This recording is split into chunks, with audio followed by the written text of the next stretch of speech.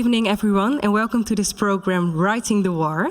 Conflicts on Europe's doorsteps, such as the war in Ukraine and Gaza, are reshaping journalistic practices. Gathered with us tonight are 5 speakers from all over Europe that have reported on the wars in either Ukraine or Gaza.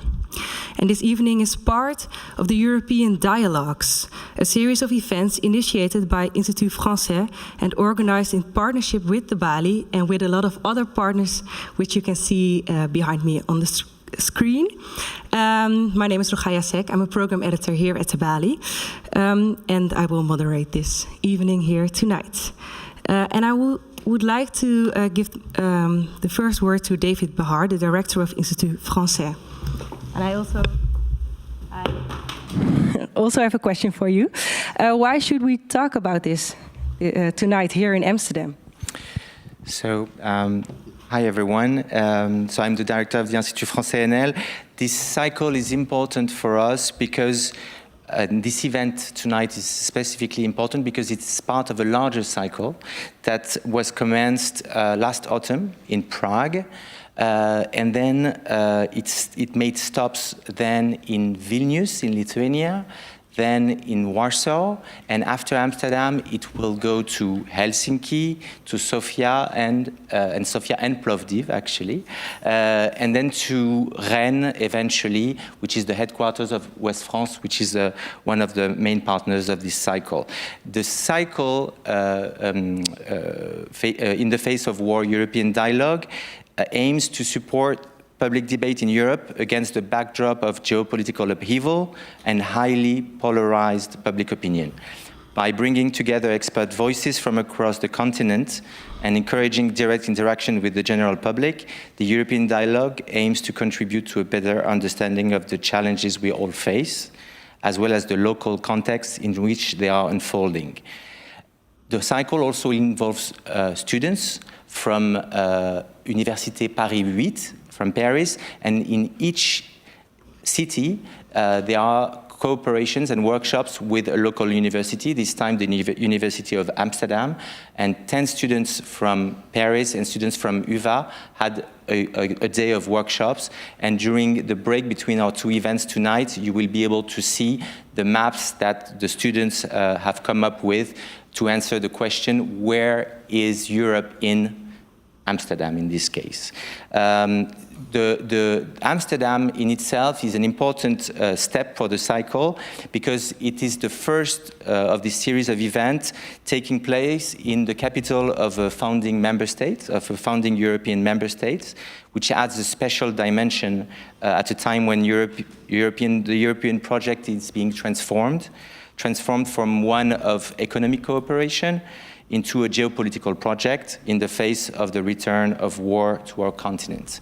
And before I give you back the floor, I wanted to thank especially all our partners, all the cycles partners, so the Grand Continent, West France, Reporters Sans Frontières, Arte, Université Paris 8, but also the European Cultural Foundation, who has helped us organize tonight's program, and of course our main partner in crime, the Balie, who has done a fantastic job. Well, thank you in putting together this exceptional evening of debate. Oh, thank you.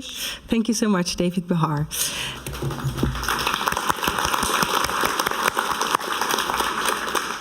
Then I would like to welcome Anastasia Taylor-Lind. She's a British-Swedish photojournalist and poet. She's a National Geographic Society Explorer, TED Fellow, and 2016 Nieman Fellow at Harvard University. Over the past 20 years, Taylor-Lind has reported on war, women, and violence. This year, she has been appointed as the World Press Photo Europe Jury Chair. Give her a warm applause.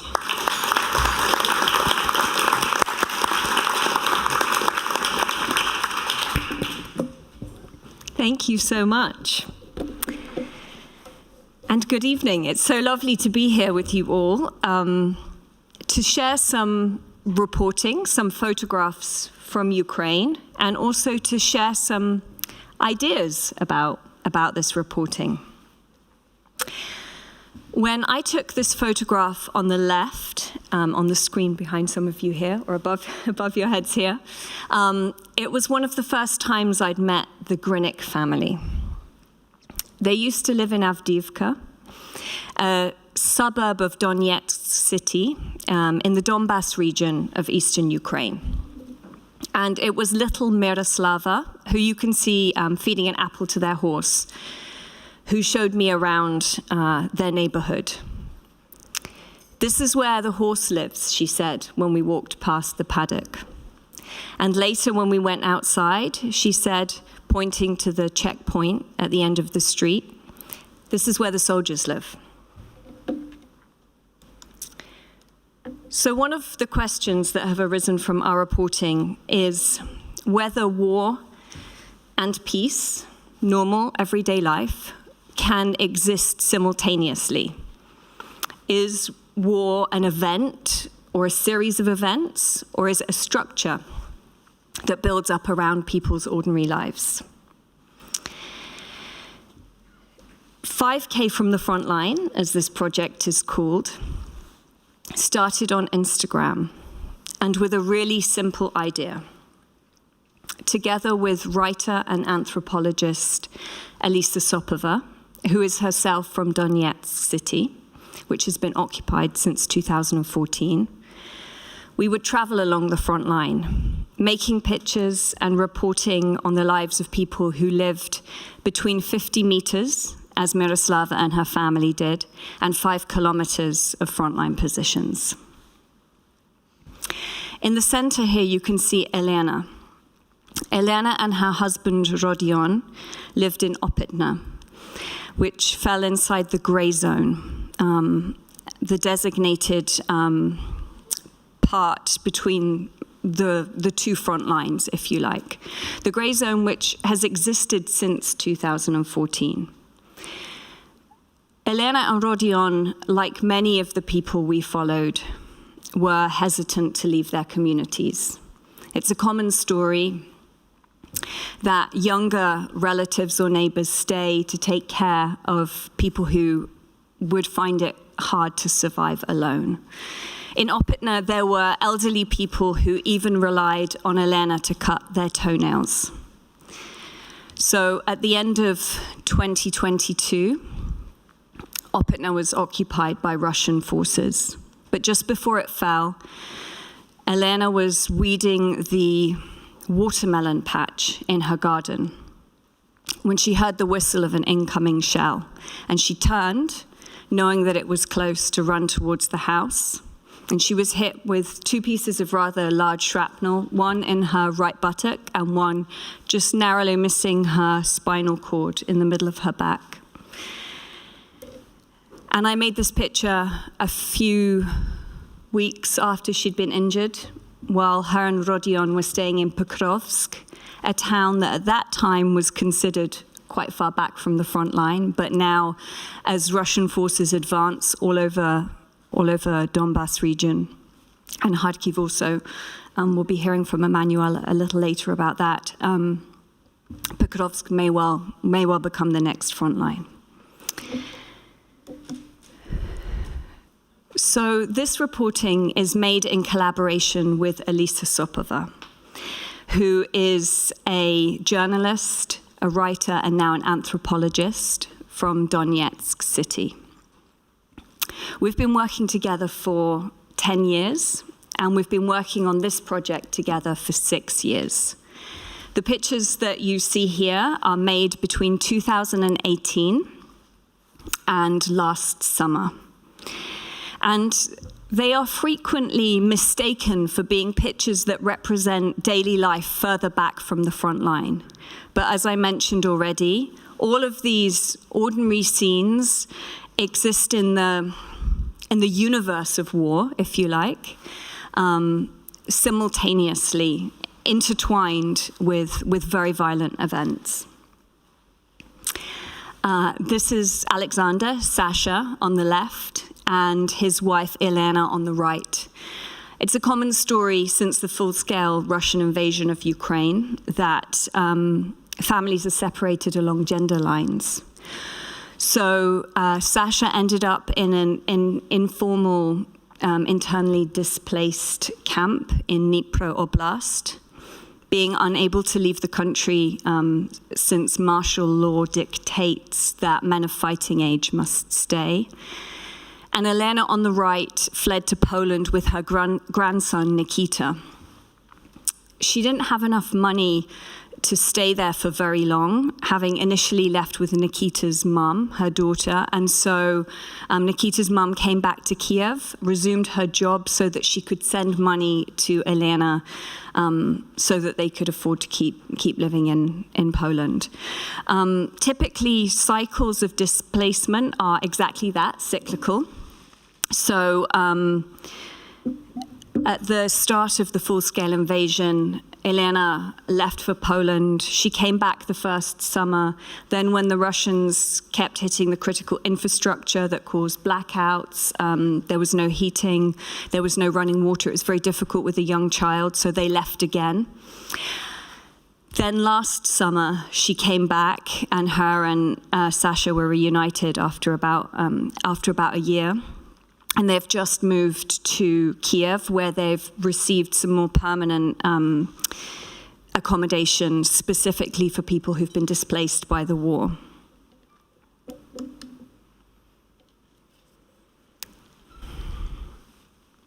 So in our reporting, text and photography have equal weight. Alisa isn't writing text to accompany my photographs, and I'm not making photographs to illustrate her text. This project started as an Instagram project. We're both freelancers. And we set ourselves the simple task of making one photograph and recording one story per day and posting it to Instagram that night. We worked together for 9 years in a way that was entirely self-funded and self-initiated until last year, when we got support from the National Geographic Society through a grant, and also the Catchlight Foundation, to develop an educational arm of this project, where we will be running training programs inside newsrooms, sharing what we've learned, not just as journalists, but as an anthropologist, a poet, and a photographer. So this is the Grck family last summer in August, the last time that I saw them. Their family is also divided. Elena got out of Avdiivka pretty early on, about a year before it was captured by Russian forces, and she fled to Poltava with the kids, where she already had extended family. That's Miroslava in the middle of the photograph on the left with her cousins. And Nikolai Kolya, her husband, volunteered to join the army, so he's on a frontline position in the north, near Belarus, the last time that we were in touch. Alisa and I believe that the power dynamics of international war reporting need to be disrupted, and that a lack of diversity in storytellers themselves contributes to biased war reporting. In our team, we represent the insider, local, and the outsider, foreign perspective. But we need critical members of reporting teams who have lived experiences of the things that we're reporting on. Otherwise, we're contributing to biased war reporting, and particularly harmful tropes and stereotypes around what people look like when they're affected by war. It's common that we tell stories about people in a way that conforms with pre-existing roles, if you like. And when we assign pre-existing roles, those tropes typically fall along gendered stereotypes, with women being depicted as passive and men being depicted as active. So Alisa and I constantly ask each other, What do the people whose lives we report on, like the Grck family, think about our pictures? And do they recognize themselves inside our photographs? Thank you very much.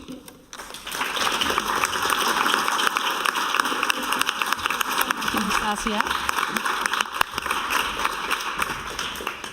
Can you join the conversation? And I also want to welcome Sander van Hoorn. He's a Dutch political scientist and journalist for the NOS. In the past, he was a correspondent for NOS in the EU, the Middle East, and North Africa, Israel, and the occupied territories.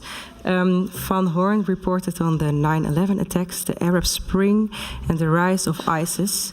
And after the 7th of October 2023, he traveled back to Israel. When did you leave Israel for the last time? February. February. And first, before we dive into that, how did you listen to the story of... Oh, I forget someone who should be over there at the screen, all the way from Kharkiv. I hope she will join. I'm here. Yes. Emanuele Chas, French independent journalist. She works as a Ukraine correspondent for French international broadcaster, France 24, RFI, and the newspaper West France. With a background in history, literature, and international law. Thank you. She focuses her reporting on Russia's war against Ukraine, war crimes, and EU policy. I don't see you yet. She's Behind you, yeah. I can hear you. Welcome. Hello. Welcome, Emmanuel. Where are you right now? I'm in Kharkiv. I was very close to Bovshansk today, and we've just been back a few hours ago. So this is one of the hotspots at the moment of the new front line opened by Russia. And now I'm in the city of Kharkiv, which actually was shelled also with gliding bombs just a few hours ago. And can you tell us a little bit more about the situation over there? It's a very particular moment here in Kharkiv. We're not too far from the Russian border. We're around 30 kilometers away from the Russian border. We're also 50 kilometers away from that new front line that has been opened only a few days ago. So people are, of course, very worried about the shelling here in the city, but also there's thousands of people who have been evacuated since May 10th, since the beginning of this new Russian offensive here in Kharkiv region. I spent the day talking to elderly people who have left everything behind, who now don't have a home anymore. Some were telling me, I'm not sure if I'm going to see my home ever again. Many were very sad. So it's a very particular moment here in this war for Ukraine, but also for people covering this war. Mm-hmm. And Sander, how did you listen to the story of Anastasia? Did you recognize parts? Yeah, it's an ongoing battle to battle stereotypes, because even if you yourself try to prevent stereotypes reporting, then you have the news desk that you have to convince that it's something you should strive for. It begins with, usually editors want to know upfront what you are going to make, and that's one of the things that I do to battle thinking in stereotypes. I refuse that. I just go somewhere and stories will come to you. I usually, especially in the Middle East, work with women as translators and producers, because then you open up a part of the society that normally would be closed to me. So being aware that you are likely, just by the place where you are born, the gender that you have, that you are susceptible to stereotype reporting, that's the first and necessary step that you have to take. And do you think yeah, okay, go ahead. You're so right. And also stereotypes or cliches exist because they're true. Yeah. They actually come from truth. That's how they emerge. But I think you're right that the first step is to identify them and hold them in our peripheral vision. Yep. Of course, I there are also stereotypes in my reporting. And additionally, when you get into editorial decisions, for example, about headlines, until 2022, every single report that Alisa and I published in, let's say, Western mainstream media had the title Europe's Forgotten War, or the frozen conflict in Europe. So even if we worked very hard in the photographs and in the body, the text body, still, there are so many decisions that are outside of our control, and it must be the same. The problem, of course, it's layered, because stereotypes being true, it also helps to convey the message, because it's like easy, people understand at home what they are looking at. So if you have another meaning to your reporting, using stereotypes can also help conveying like a complicated message. Do you have an example of a good stereotype and a bad one? Difficult. But I mean, the first stereotype is like when you do live reporting, you always get the question, what do Israelis, what do Ukrainians think about? And there's no such thing. I mean, look at the Netherlands or France. Like, there's this multitude of opinions and ways of life, and you have that in conflict areas as well. I mean, reporting from Ukraine, whether you're Russian or Ukrainian speaking, that it does make a difference. Yeah. And Emmanuel, I also heard you say, Anastasia, do you need lived experience to report on the war? What do you think? Is that an advantage? It definitely is. Actually, when I first came to Ukraine, it was in April 2022. I had never been to Ukraine before, and to be honest, I spent the entire rest of that year coming for quite long missions here, assignments here, and I realized the depths of the prejudices I could have on Ukraine simply because I didn't know.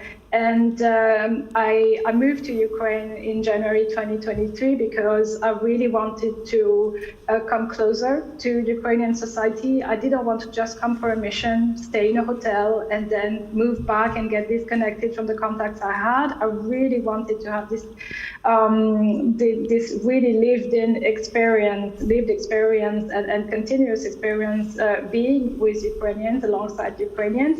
Of course, it's a personal choice, but I also see how it helps me in my daily reporting to feel things in a certain way that I couldn't feel when I was on assignment. Of course, not every reporter can move to a zone they cover, but that's the choice I've made, and it's definitely made a difference, and for me, for the better for my reporting. And by now, I think you speak the language as well. I'm learning, yes, I'm learning. And because that's for example, also important, I think. It definitely breaks the barrier as well. Right now, I still have baby Ukrainian, but I can still make a few sentences. When I arrived in Kharkiv on Monday, the first person I met, I was talking with her in Ukrainian, and she was telling me, "Oh, you have such a nice Ukrainian, such a sweet accent." And people they open up much more easily when they see that you have an interest in their culture. And you don't need to be fluent, but even just learning a few words and showing a person that you take an interest, a genuine interest in their culture, in their language, it makes such a difference, especially when there's a war against also Ukrainian culture that is being waged here for decades now. It does change things. May I just add something, Emmanuel? I don't know if you can see me, but you can probably hear me. I just want to sort of acknowledge as well this sort of strange reality that we're living in. Like, you're sitting in Kharkiv, a city that's being bombed and hit by missiles. We're sitting here in like a fancy, peaceful, warm, quiet room in Amsterdam. And I mean, I guess I just want to point out as well that like all of the ideas and the conversations and the discussions that it's possible to have when we're in this space, and I know you also occupy this space probably a lot of the time too, is a completely different time and reality to when you're on the ground reporting as you have been today. I don't know if you heard me speak, but I just want to reiterate that, when I'm out there like you are at the moment, working near the front line, wearing my flak jacket, making pictures, I'm just trying to make pictures and stay alive. The idea of the intellectual, nuanced idea of like how we represent. I mean, my first goal is just to make pictures and then be able to keep them, right? So it's almost like there are two spaces that I occupy in my body, but I'm also really feeling it here with you now, knowing. Sorry? Some tension. Some tension. It's just like it's a different reality that Emmanuel's in. It really is. About the pictures. Sorry. Go ahead. I just wanted to say something. I'm also quite moved because actually, Anastasia, I don't know if you remember, we've met in Kiev. We met in something that is also part, unfortunately, of the reality lived by Ukrainians here. At a funeral, we were both at the funeral of Victoria and Elena, and we saw each other afterwards, and that's how we met. And as you were talking, I did hear you, and I was very moved because we live in that reality that when we work, we are also like near death every time. Just before coming on air, I was asked to connect, and I was a bit late, and I was late because I have a friend who got injured, who's at the hospital, he was at the front line, and I was just checking if he was okay. God. He's okay. Is he okay? He's okay. He's all right. He could write, so he's all right. But this is something that, of course, you see, you're being shocked.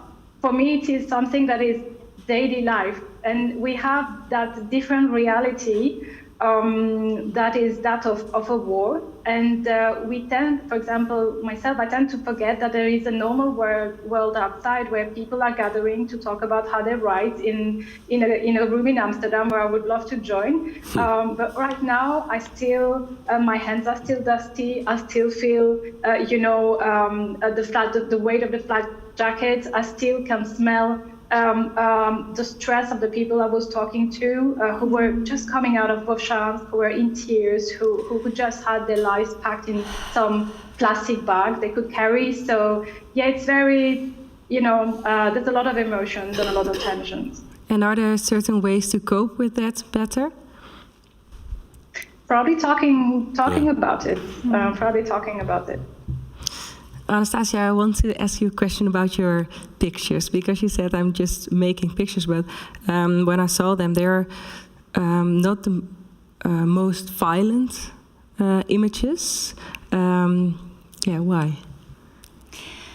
Well, I'm not the only photographer working in Ukraine. Mm-hmm. And for that reason, I am freer to follow my heart in terms of the stories that I want to tell. I'm not reporting news, and there is like the Ukrainian journalism community, and specifically Ukrainian photojournalists are just, I can't even describe them, just like the best storytellers in the world, and doing such an amazing job while also dealing with the realities of having a war of aggression against your country. So I make pictures knowing that my work is only one small piece of the puzzle, and that I don't have to do everything, because collectively, we're all contributing to the visual representation of... But there's a reason why you choose this contribution. Well, I'm working, part of the limitation, thank you for pressing me on it, part of the limitation is the camera that I use. I'm working on a medium format film camera. Mm-hmm. So I use an external handheld light meter. It's a camera I hold at waist level. I have 12 photographs on a roll of film. The pictures are mostly square. The rectangular ones were made on a digital camera, so there's a bit of a mix. But I've almost always, since I was, 20, used this camera, Hasselblad. And so that has some pretty big limitations. The fastest shutter speed it has is 500th of a second. So it's a manual focus.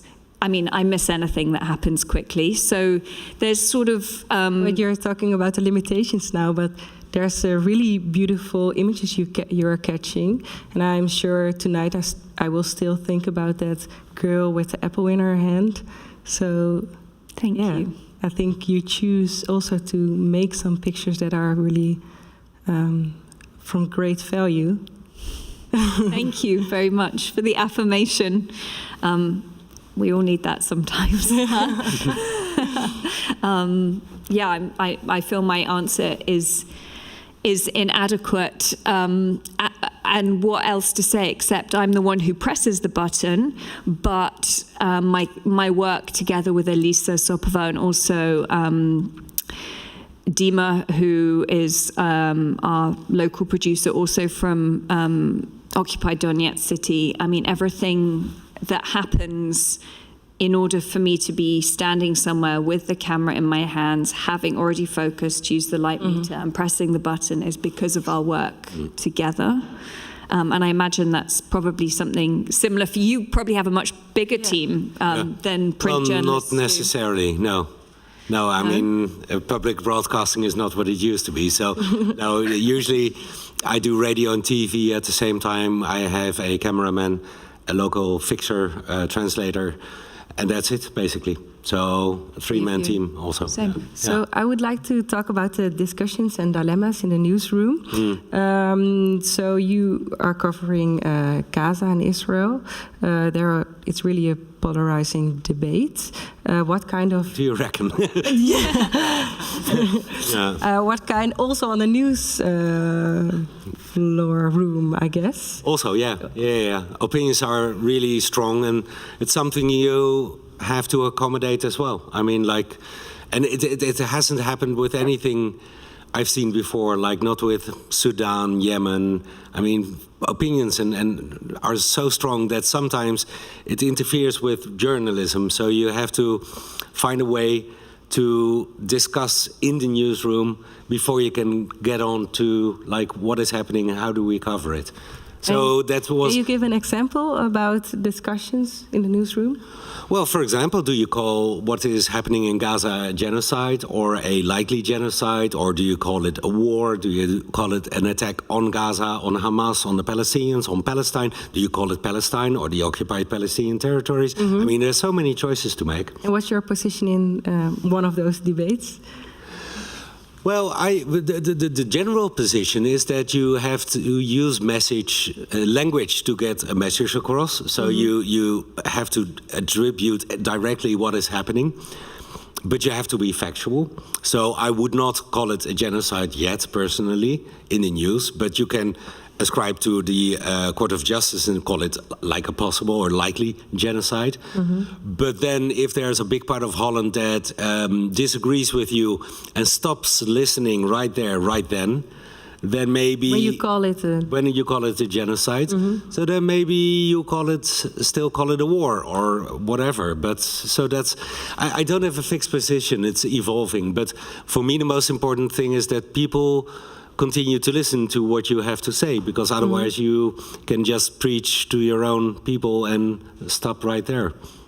And that's difficult. I mean, sometimes, in the beginning we sometimes would call the Israeli army the IDF.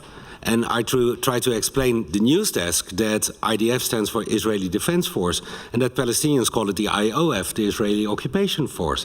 So there you've got a political choice in one letter.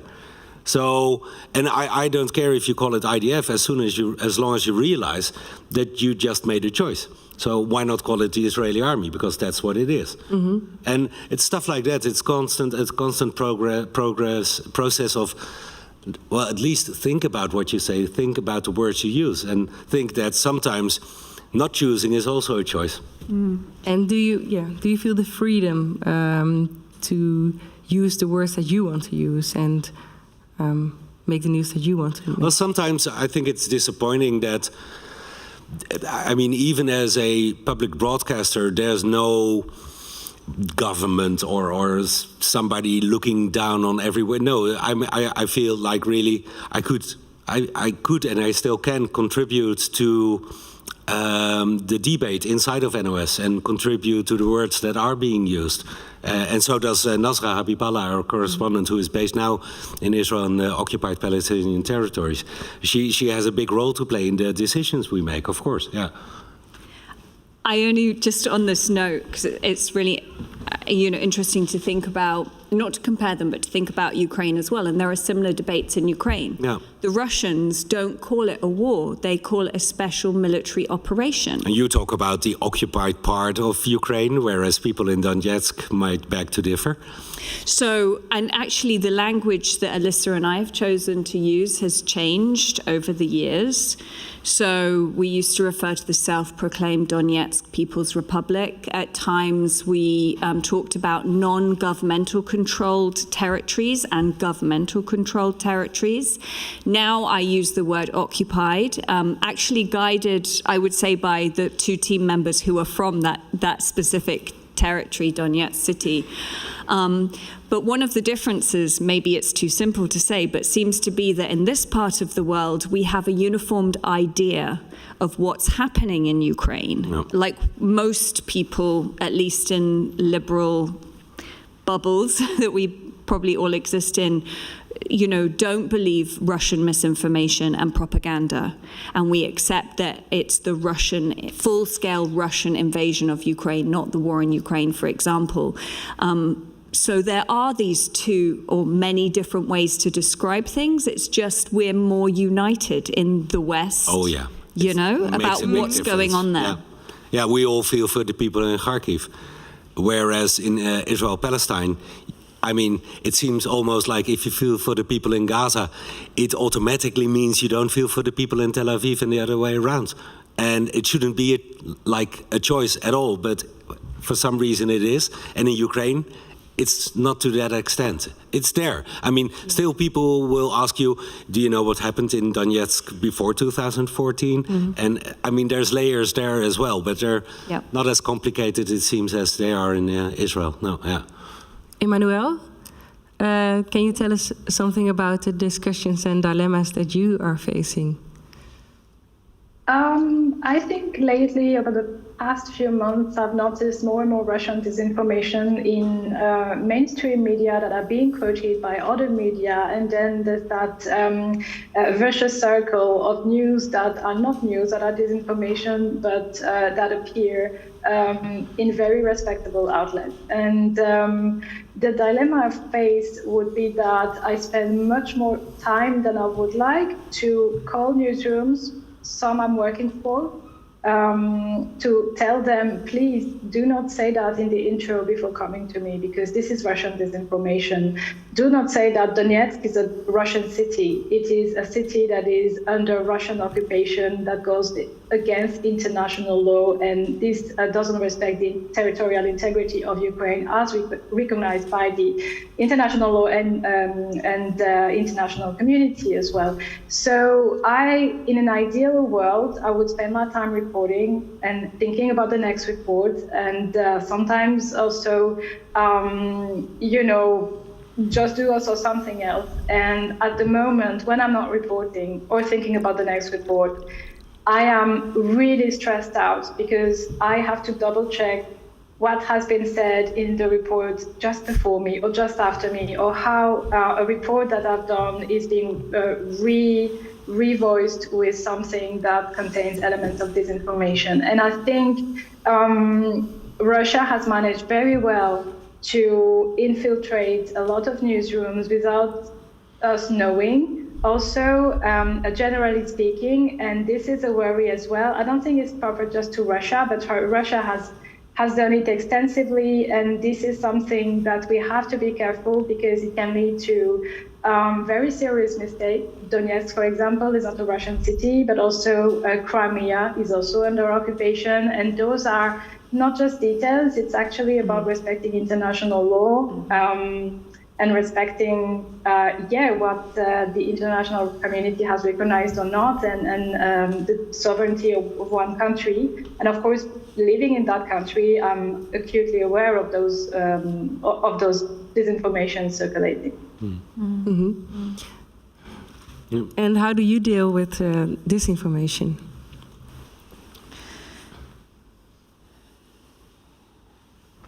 Or I can also give an example to you and then let you think for a while. When it comes to the Arab hospital explosion, there was also a lot of... what happened there? Disinformation. Yeah. Well, disinformation, I mean, you have to make a distinction between the fog of war, just not knowing real time what is happening. Yeah. Maybe make assumptions based on what happened in the past, make assumptions based on the news that you do get at that moment, and misinformation. I mean, there's a distinction, and misinformation is like intentional. It's aimed at like getting certain results in the public opinion. So the Arab hospital, I think that's more problematic because we just did not know. I don't have the feeling at that time that we were misinformed. But that's like one case.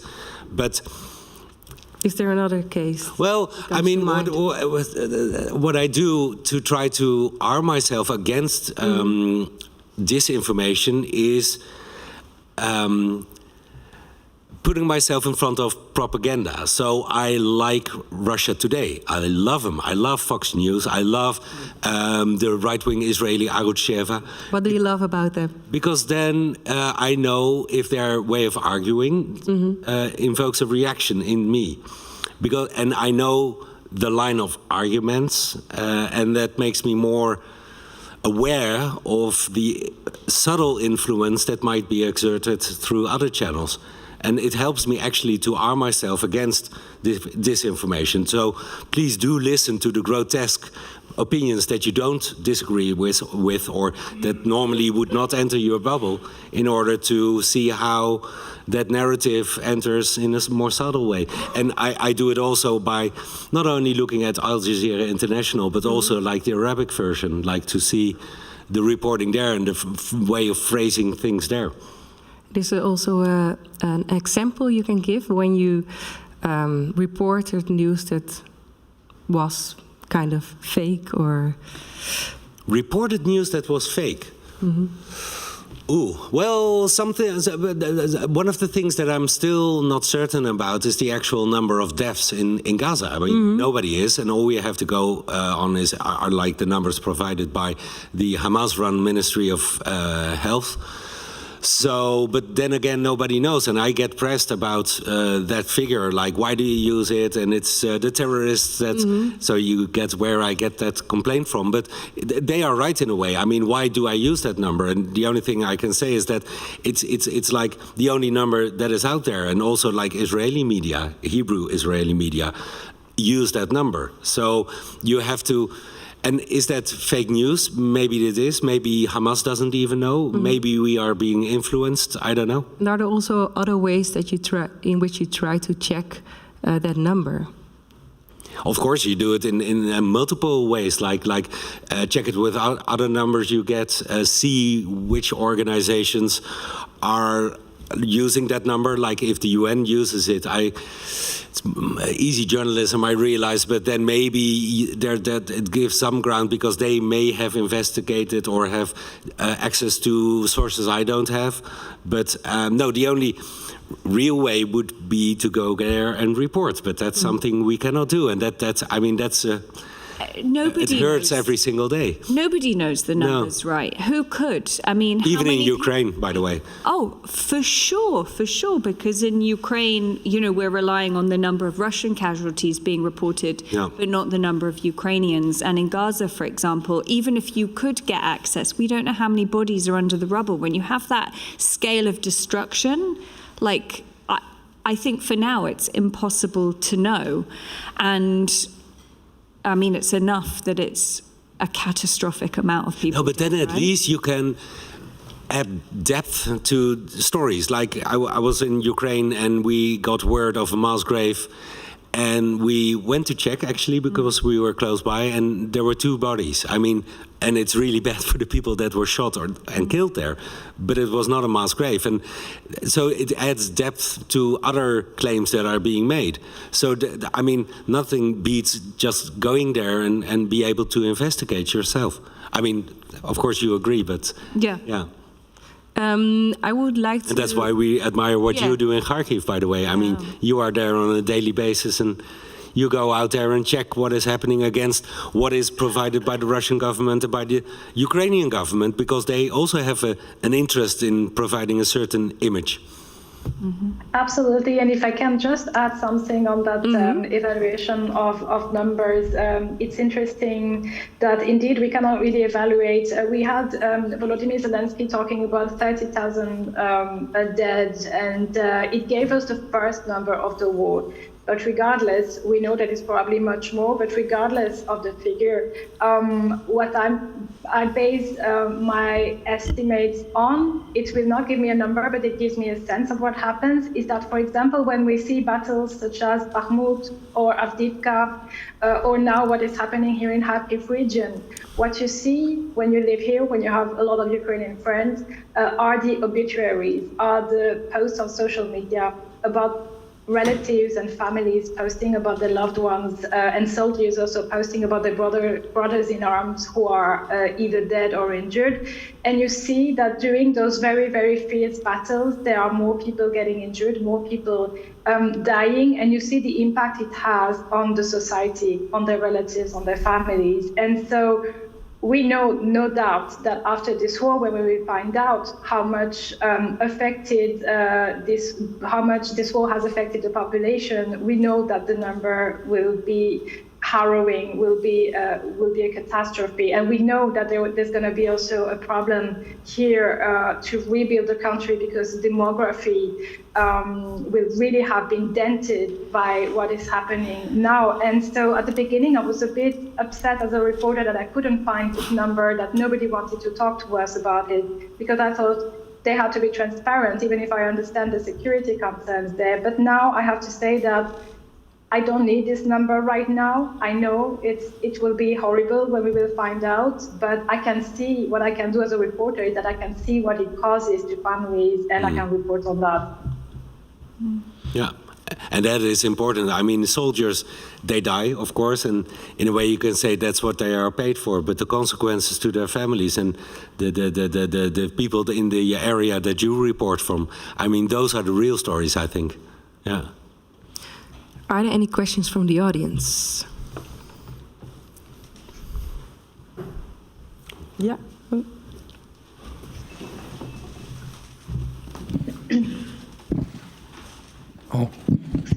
I don't know if it's already timing, but we, as the students who participated in the European dialogue, were tasked with asking questions. And I would just go ahead and do so. Good job. Thank you very much. I'm also very sorry for placing myself so inconveniently in the room. I will not reimburse for any neck injuries happening from this situation. So our question basically revolved around pressure and where pressure is coming from your profession. Also, as us who mainly study political science, we came up with a lot of theories and hypotheses that you probably feel a lot of pressure from, first of all, also your organization that you're working for, which might be a very interesting question for you working as an independent photojournalist for most of the time, but also the public and nowadays. And in this instance, I would specifically ask for unconventional places where you sometimes feel pressure from, which might be, for example, a journalistic community. I get it. Thank you. Thanks. Great question. Sure. Go ahead. Shall I? Great question. Hang on a sec. You cannot pass it to me because you did that before, so now you have to answer. No, I just need to think about the answer. Well, I suppose the one thing is true, that I don't really have any pressure from anywhere, like from a commissioner or, an employer, as it were. But we obviously still have to find outlets to publish our work. We're going out and telling these stories, and we need to reach an audience. So through social media, we can bypass the gatekeepers a little bit, but we still need legacy media.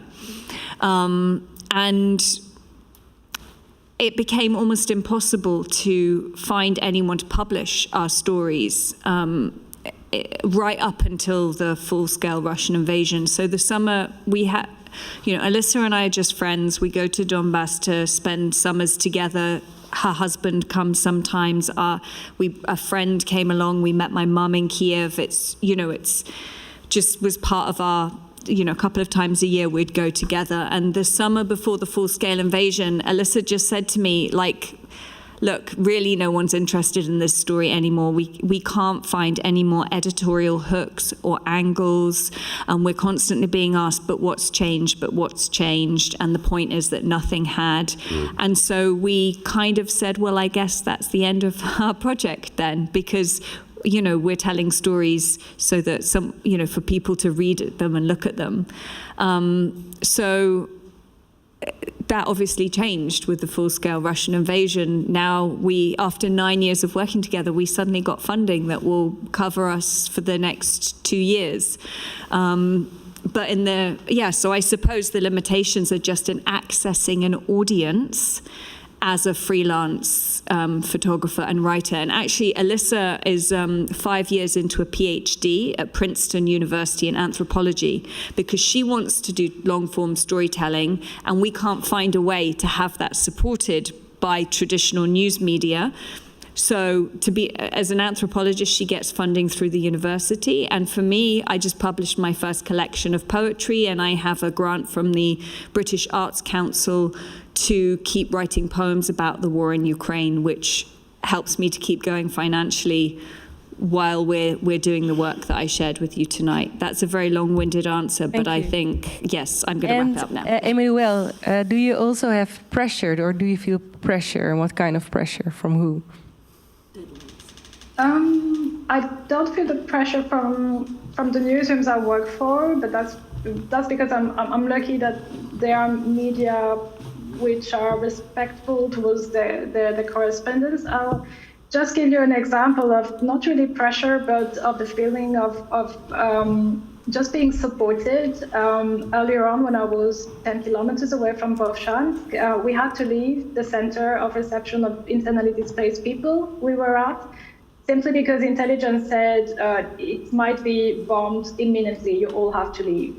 And I just texted my editor at West Pass to tell him, we're getting out, it's getting dangerous. And he was immediately he was on the phone, he was trying to reach out, he was really worried, and I was fine. I was in the car going back to Kharkiv, and he was really behind me to make sure I was okay. And on the opposite side, when I'm out reporting, he absolutely trusts me. It's also based on the trust you can have with your editor. And in that case, he wouldn't pressure me with a deadline. He knows that when I'm ready to write, when I'm ready to deliver, I'm going to deliver the article. And sometimes it can be really long because life gets in the way. You might have other reporting ongoing that are a bit more pressing. And when you have an editor that is really supportive in that way, it makes all the difference, because others can be pressuring you and they might not realize that sometimes you are just a human being and you cannot deliver exactly what was supposed to be delivered. I had that when I was covering the liberation of Izium. When it was liberated, there was those mass graves discovered, and I've been there on the very early days when bodies were being exhumed. But the thing is that I was supposed to go one day earlier than I was, and it had been cancelled by the army for security reasons. And I had one editor at a media who was cross at me because the BBC had reported on it before. And they were like, well, if the BBC can do it, why can't you? And I was there, I was like, well, because the army said I couldn't go for security reasons. And this was unnecessarily stressful. I was there as a reporter, and by the way, I was in Balie that day reporting on torture chambers, so I was not being idle in Kharkiv waiting for the doors of Izium to magically open. And I was there with my press vest, my helmet, my team, and I really felt depleted, and I felt powerless. And it was just that one person who probably hadn't been on the ground before, but it's those little moments where you're asking yourself, oh, am I a bad reporter because I didn't get access, or am I going to be fired because I didn't deliver this report? And it's really down to who you're talking to in the newsroom, really. Thank you so much. And thank you, Emmanuel Schaas, also for your dangerous work over there to get us informed. I want to thank you. I want to thank you, Anastasia, also. And I want to make a change. So, applause.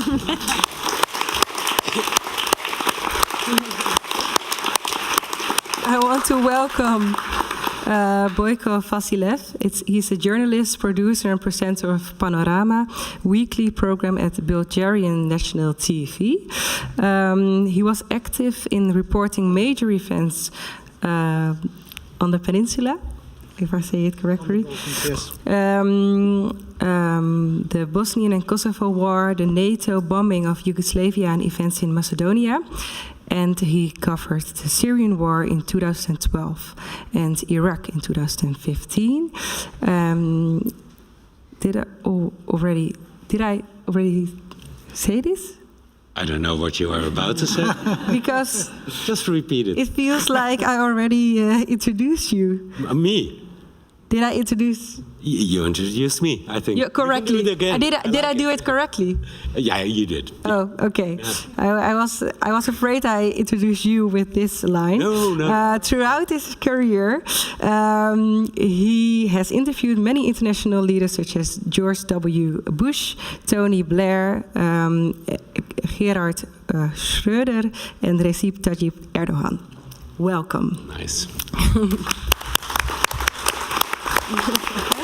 And also, I want to welcome Veronica Doorman. She's a journalist and former Russia correspondent, and in 2023, she published the book Un peuple qui marche, les Russes sous Poutine Opa. She currently works for the daily French newspaper Libération. Also a warm welcome for her.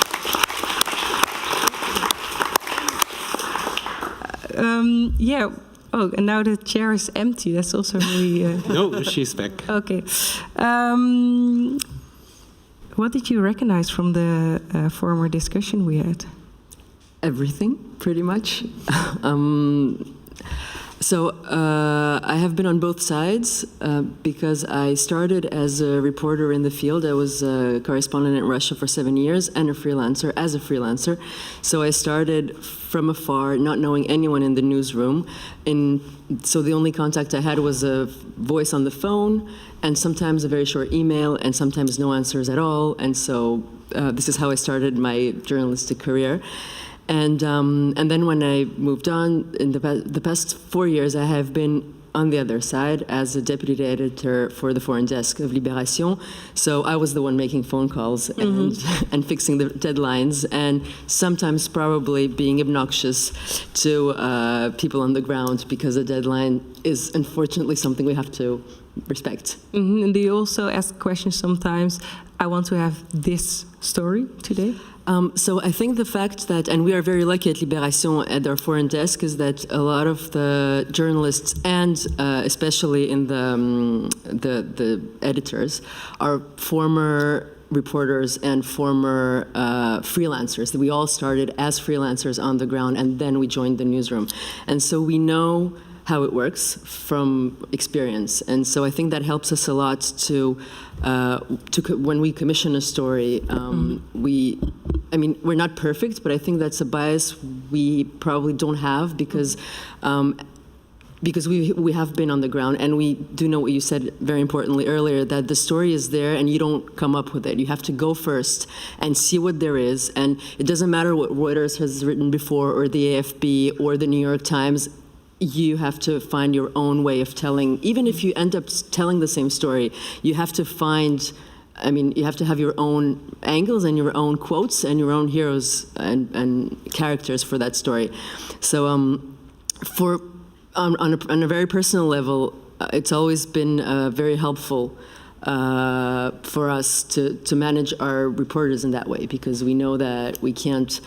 But sometimes, and it's also a constant fight when you're an editor, because you want to have the same stories as the New York Times, because you want to say, okay, the BBC went there, so you also go there. It's a temptation. So you do ask that question. We don't ask. It's a temptation. We have to. We're like, come on, we're not worse than them, are we? And so it's just smaller. We're just smaller, or and it very often it comes down to means, and that's another thing about the coverage, especially of covering the war in Ukraine. Is very expensive if you think about it, because a fixer and a driver and insurances and sending, commissioning a freelancer or sending someone from the Newsroom from Paris is still a few thousand, maybe for a couple of weeks it can go up to 5,000-6,000 euros, which is, for newspaper, it's a lot of money. So we have to, and it's very annoying and very, humiliating to have to count the money when you're doing something so important as covering a war. But it's the reality as well, and so a lot of topics. Yeah, maybe we can talk about that later on. Also, Boyko, do you think it also has an advantage that you're a presenter now, but you also worked at the ground? Yes, I did, and I'm worried a little bit about the discussion because I agree with almost everything. What kind of discussion will be if I agree?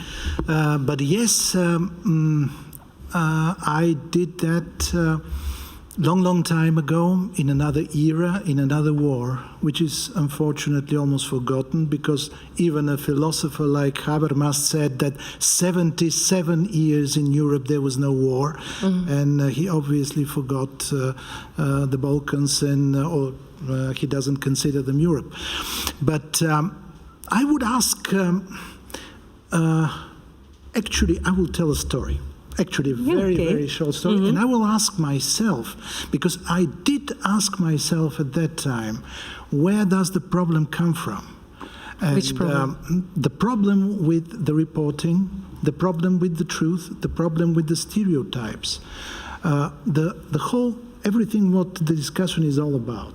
And let me tell you a very short story. 1999, I was in Pristina in Kosovo, and this was right in the middle of this crisis which turned into the bombardment later, but this was a particular very dirty sidekick of this war that actually cafes were burning in Pristina, were being blown up, and innocent people died on both sides, Albanians and Kosovo Serbs. And one such explosion did appear, and we just like journalists were summoned there to see. And this was the pre-internet, pre-social media era, pre-smartphone era. So we had to see this with our own eyes and to report with some prehistorical phones to our editors. What do we see? What do we see? And what do we see? It was something I will never forget. If you think that you can step into blood, it's not a metaphor. You can literally step into blood, and blood can flow into a river. And into this midst of decomposed bodies, there was a body of a dead girl. And we had to do our journalistic work and to call and to say something about this girl. And I said on my phone, it's a girl about 14 years old. One of the colleagues said 13 years old, around 12 years old, even 10 years old. So we went back to the hotel, and then came the official announcement. And the announcement turned out that the girl was 18. And I will never forget her name, Vlora Humoli, an Albanian. And then conspiracy theories emerged that, yes, because you're anti-Serbs, then you say that this girl is younger. You say that this girl is much younger, that this is a kid. And I was there. I did this mistake myself, and I know it was not a conspiracy theory. Nobody told me that. My eyes have been fooled me. My eyes, because I was in the blood, because I was under shock.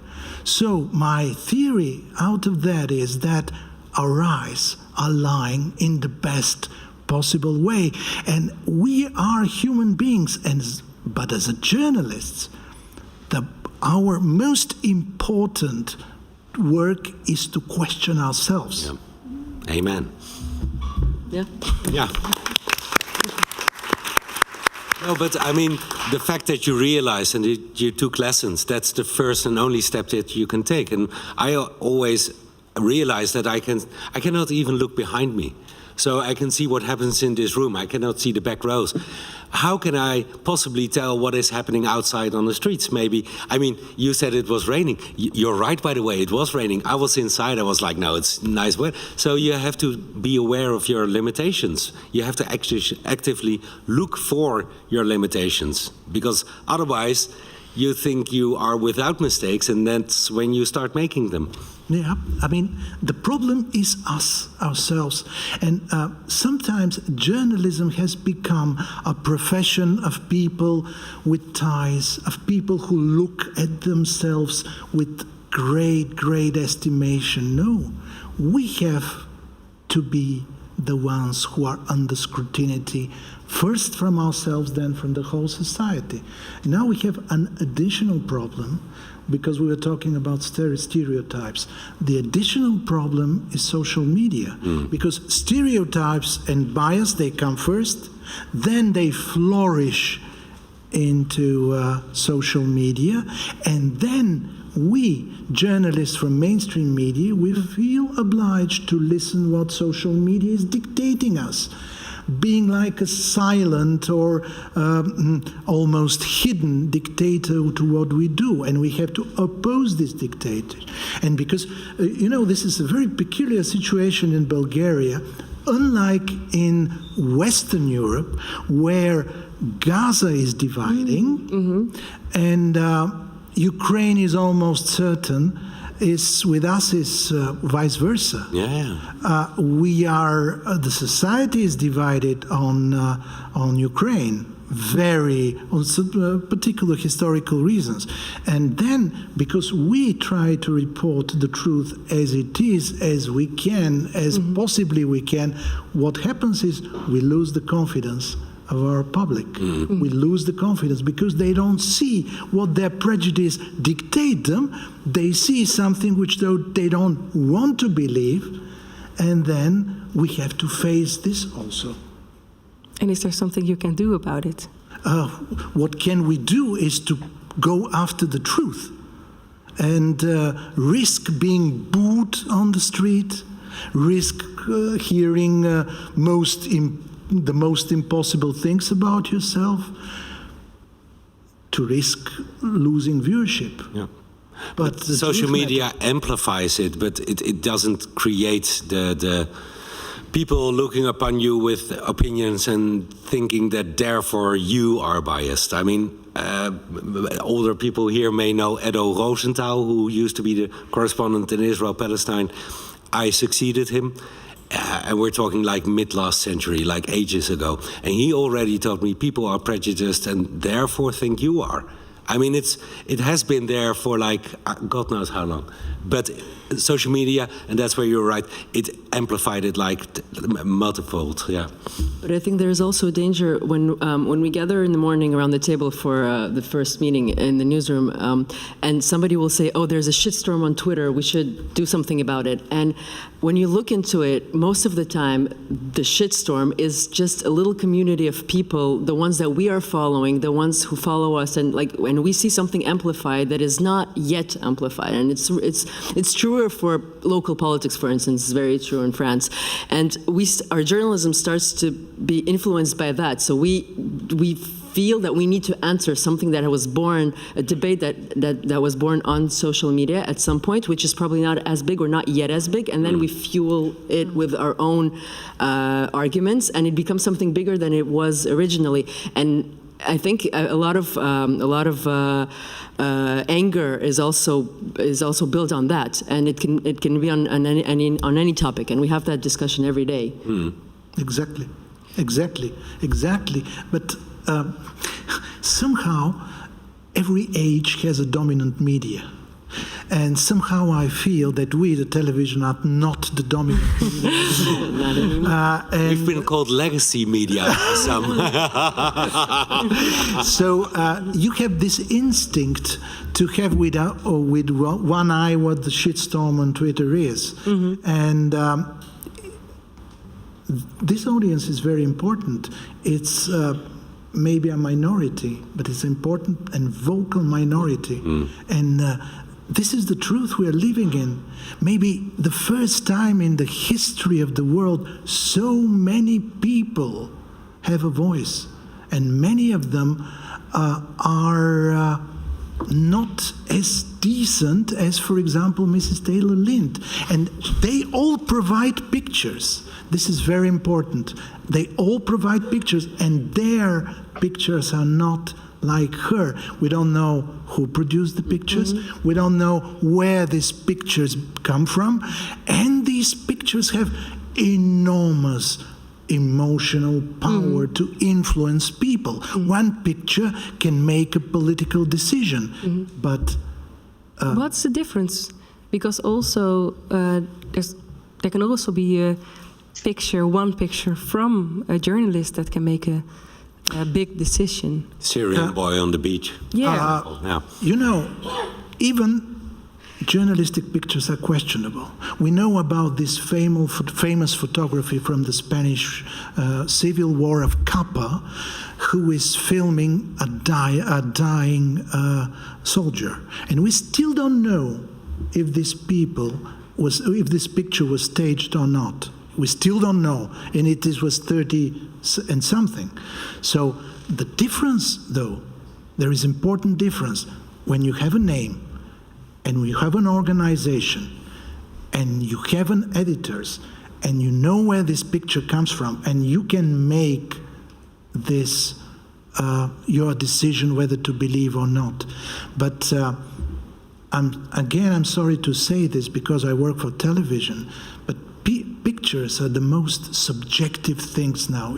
They used to be the most objective thing, but now they are the most subjective thing because all sides, all warring sides produce picture on massive scale, and most of these pictures which the warring sides produce are propaganda. Doesn't mean if it's propaganda is for good purpose or not, but it is.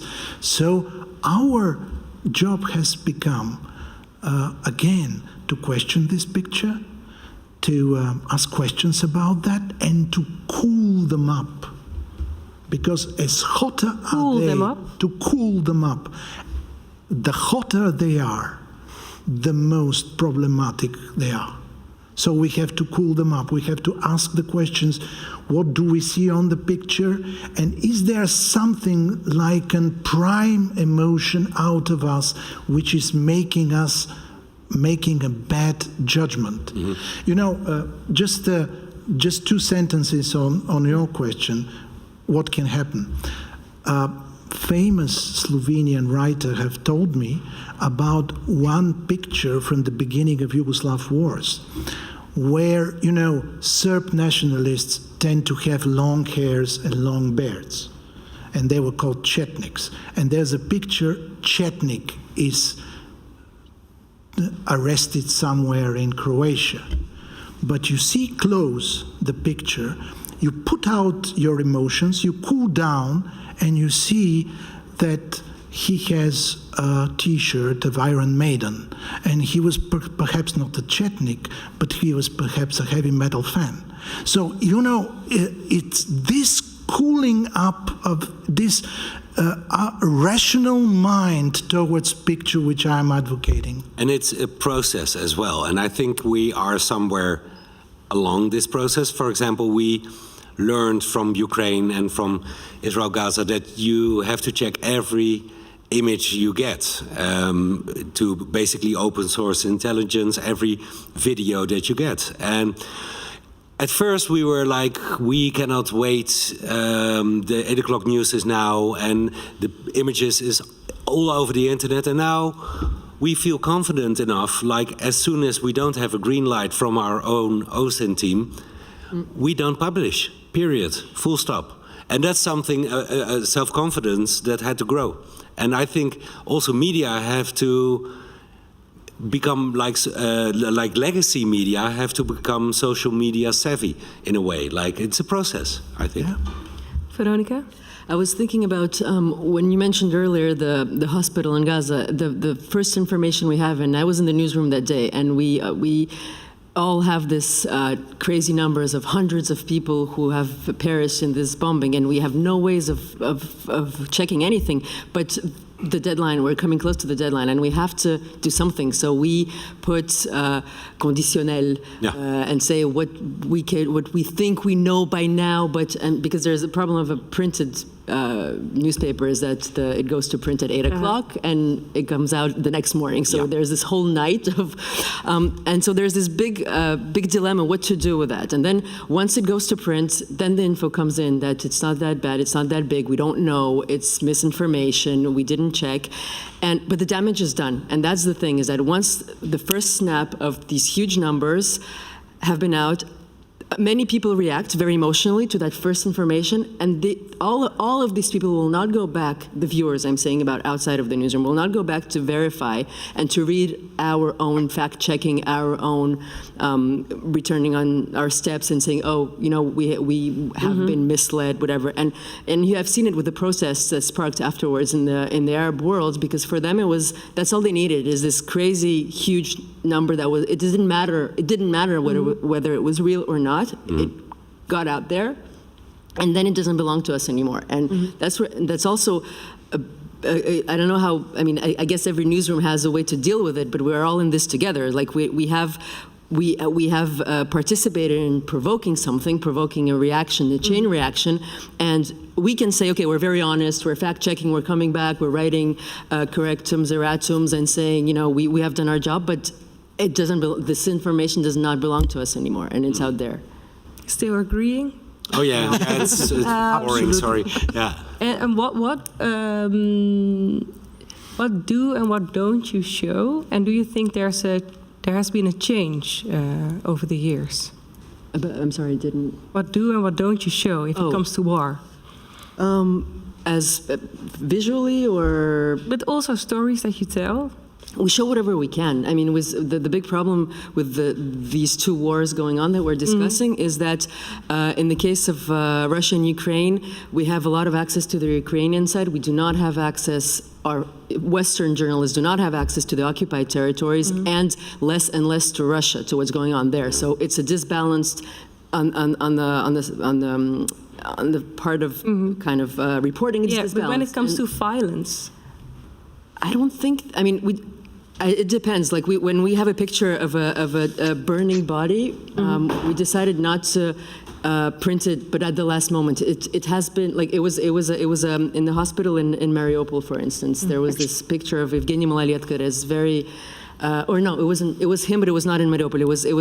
So he got somewhere right after a bombing, and there was a burning body in the middle of the picture. It was a beautiful picture, breathtaking, and we wanted to publish it. And it stayed there on the page for hours. And then at the last moment, somebody decided that it was a bit too graphic, but it wasn't.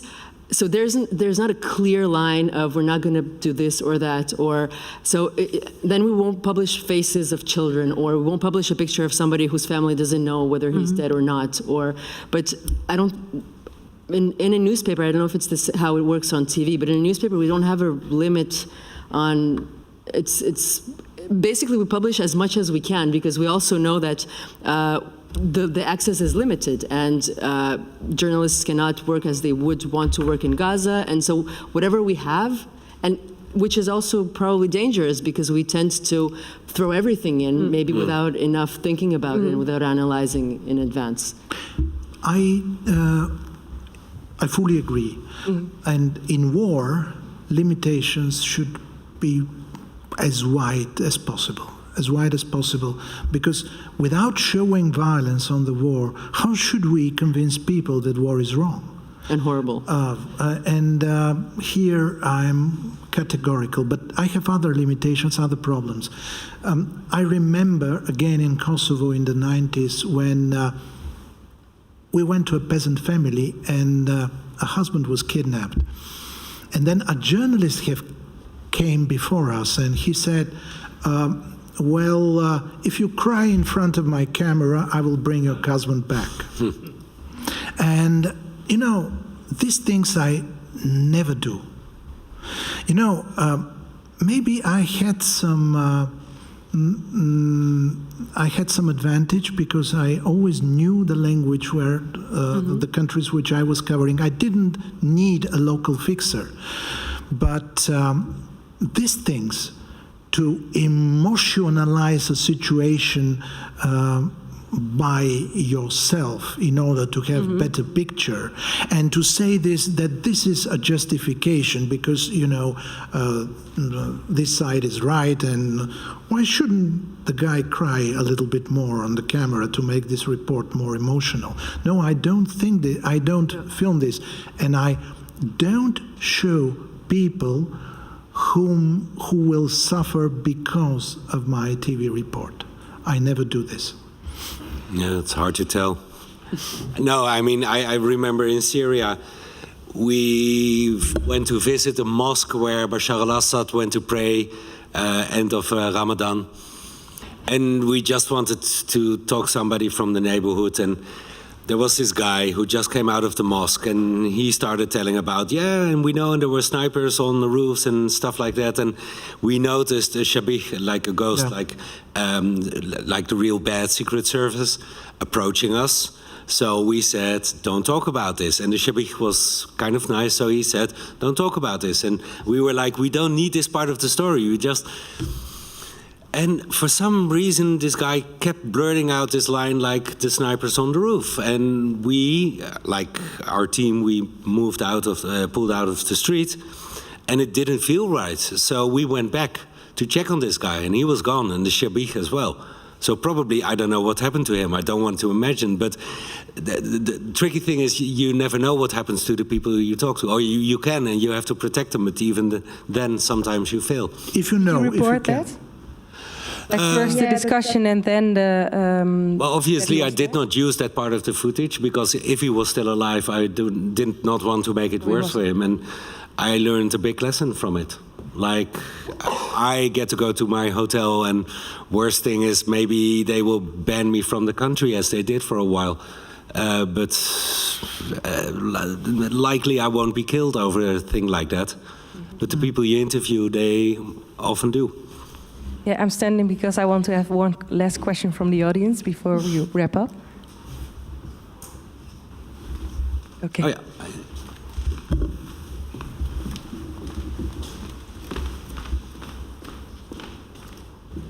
Hi. I have a question. How much do you feel of like a political influence? Because I think if you look at the current two wars, if you look at Western society, they might have a little bit, they have like money staked in maybe Ukraine and Israel. How much do you feel that they have influence in what you say and which side you show most?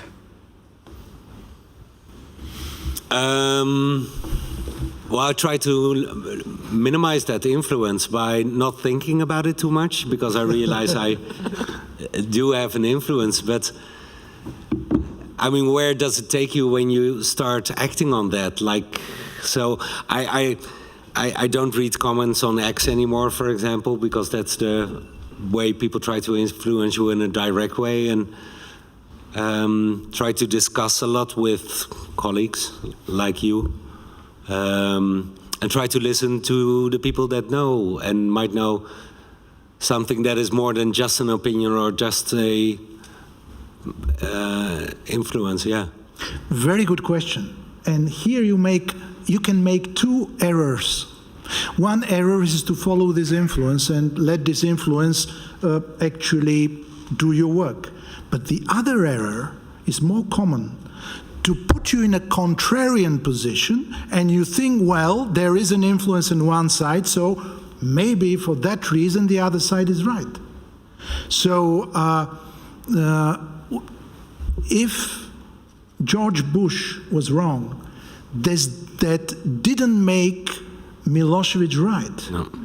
This is what I can explain in this way. So you can make either of these errors, but I think it's wrong. Yeah, and also one of the common error at newsrooms is to think that if you balance both complaints, then you are in the middle and you are right. I mean, the truth is seldom in the middle. I mean, so there's, but you, I mean, I think the basic takeaway here is challenge yourself like constantly, and that's the only thing you can do, but it's the thing you have to do. Thank you so much. I have to wrap up, but don't worry, there's also a third round at the bar. And there's also a next program, Europe at War, that starts 8:30. So thank you so much for my wonderful guests, and also thank you for watching. Thank you.